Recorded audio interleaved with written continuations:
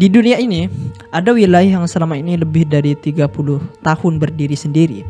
Ia punya pemerintahan, punya konstitusi, punya mata uang, punya aparat keamanan, bahkan pemilu yang berjalan relatif damai di sana. Tapi anehnya ya, dunia internasional itu mengatakan bahwa wilayah ini tidak ada. Jadi namanya jarang disebut, benderanya tidak dikibarkan di PBB, dan paspornya itu nyaris tidak diakui oleh negara-negara lain. Bukan karena wilayah ini sangat kacau ya, enggak. Justru karena ia merupakan negara yang stabil di tengah kawasan yang pernah konflik. Inilah negara Somaliland. Ya, sebuah entitas yang terjebak di antara sejarah kolonial, kegagalan negara, dan kepentingan geopolitik global.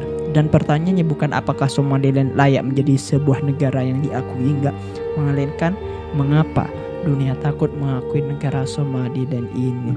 Dan yang menarik ya, di tengah negara-negara tidak mengakui negara ini, ada satu negara yang mengakui pertama kali negara ini baru-baru ini, yaitu adalah negara Israel. Tentu pengakuan ini bukan tanpa alasan, Pak. Kita tahulah Israel itu seperti apa.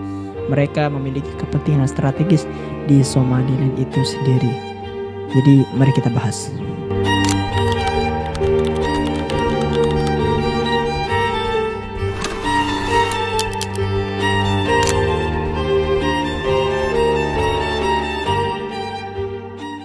Sebelum bicara jauh soal dinamika geopolitik di tanduk Afrika ini ya, kita perlu mundur ke satu wilayah yang selama puluhan tahun berada di zona abu-abu politik internasional, yaitu adalah Somaliland ini.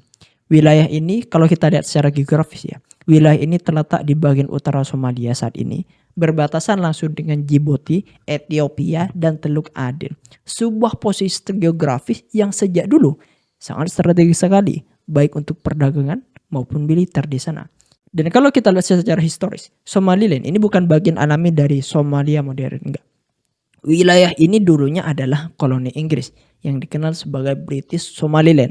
Sementara wilayah Somalia yang sekarang, yang bagian selatan ini merupakan kolonia Italia. Dua wilayah ini punya sejarah kolonial, sistem administrasi, dan orientasi politik yang berbeda. Inggris, kalau kita lihat Inggris itu menerapkan pemerintahan tidak langsung dan struktur lokal yang relatif lebih longgar. Sedangkan Italia ini membangun birokrasi yang lebih terpusat di selatan.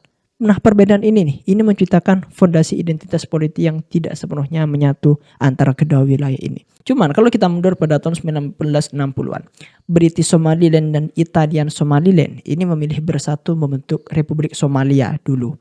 Namun pernyataan ini sejak awal tidak benar-benar seimbang, Pak. Kenapa? Karena kekuasaan politik, militer, dan ekonomi ini lebih terkonsentrasi di Mogadishu. Sementara wilayah utara yang kini disebut sebagai Somaliland ini merasa terpinggirkan, merasa dikucilkan, merasa dianaktirikan. Jadi ini menimbulkan ketegangan. Dan ketegangan ini malah semakin membesar ketika Somalia itu jatuh ke dalam rezim otoriter Siad Barre, yang mana di pemimpinannya itu melakukan represi keras terhadap klan-klan di wilayah utara pada tahun 1980-an, termasuk pengoboman kota Hargeisa. Tapi akhirnya pada tahun 1991, ketika negara Somaliland itu kolaps dengan adanya perang saudara, jatuhnya pemerintahan pusat yang tadi, dan hilangnya fungsi negara, wilayah utara itu mengambil jalan berbeda. Para pemimpin lokal, ketua adat, dan elit politik di sana itu memutuskan untuk menarik diri dari Somalia yang dari selatan ini dan menyatakan berdiri kembali Republik Somaliland secara mandiri dengan klaim bahwa mereka hanya memulihkan status bekas koloni Inggris yang pernah berdiri sendiri. Dan yang menarik ya, sejak tahun 1991 hingga sekarang nih, Somaliland ini membangun negara de facto tanpa pengakuan internasional.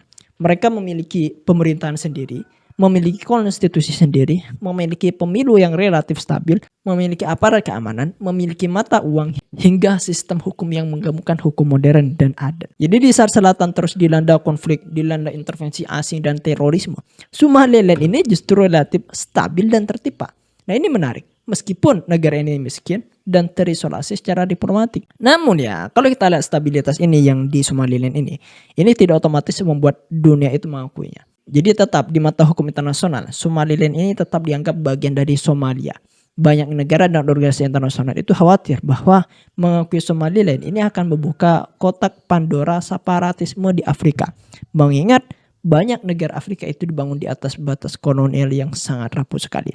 Nah, karena itu, meskipun Somaliland ini sering dijadikan contoh negara yang berfungsi, statusnya tetap mengandung dengan alasan tadi. Jadi kasus ini tuh hampir sama dengan Tiongkok dengan Taiwan, hampir sama.